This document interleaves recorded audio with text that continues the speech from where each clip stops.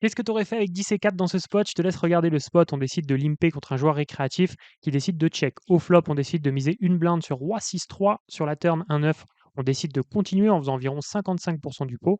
Il nous call. Et river, un valet. On décide de faire tapis. Notre adversaire nous call. Mais qu'est-ce que tu aurais fait dans ce spot? Je te laisse me le dire en commentaire. On passe à la correction, justement. Ici, il est décidé de limper contre un joueur récréatif. C'est super important de jouer ce genre de main. Donc là, c'est plutôt bien joué. Sur un board hauteur-roi, on a plus de chances d'avoir des rois que notre adversaire, sinon il aurait relancé pré-flop. Donc là, c'est plutôt intéressant de miser. Sur la turn, c'est une turn qui touche pas trop la range de notre adversaire. Il n'a pas trop payé de 9, il a payé des 6, des 3, peut-être des 4 et 5, des 4 et 7, des mains comme ça, ou des rois, mais pas forcément des 9.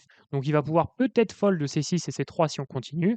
Et surtout, bah, des rois, évidemment, il les foldera pas, mais il n'y en a pas beaucoup. Donc c'est intéressant de continuer en bluff ici. C'est une main qui est plutôt correcte, hein. On joue encore des cartes, même s'il a un 6 ou un 3, ben, on joue peut-être le 10 et le 4, ou même juste que le 10, mais en tout cas, on joue encore quelques cartes, il y a de grandes chances.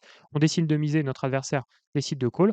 River, un valet, c'est intéressant parce qu'on bloque les nuts maintenant. Il y a moins de chances qu'il ait les nuts absolus qui sont bah, surtout à la fois, bon, il y a du roi 10 qui peut être intéressant, mais il y a surtout dame 10, hein, c'est vraiment dame 10 les nuts absolus et on les bloque. Donc il y a moins de chances qu'il ait ça, il y a plus de chances qu'il ait un 6 ou un 3 qu'on va réussir à lui faire fold si on décide de faire tapis et on a plus de chances d'avoir des valets 9 que lui, des rois valets, parce que sinon lui il aurait relancé pré-flop. Donc globalement ici, c'est un bon bluff ici qu'on prend avec ce troisième barrel. Malheureusement, notre adversaire avait roi 2, tant mieux pour lui, on ne peut pas passer tous nos bluffs. Si de ton côté tu veux progresser en spin, c'est sur spinpro.fr.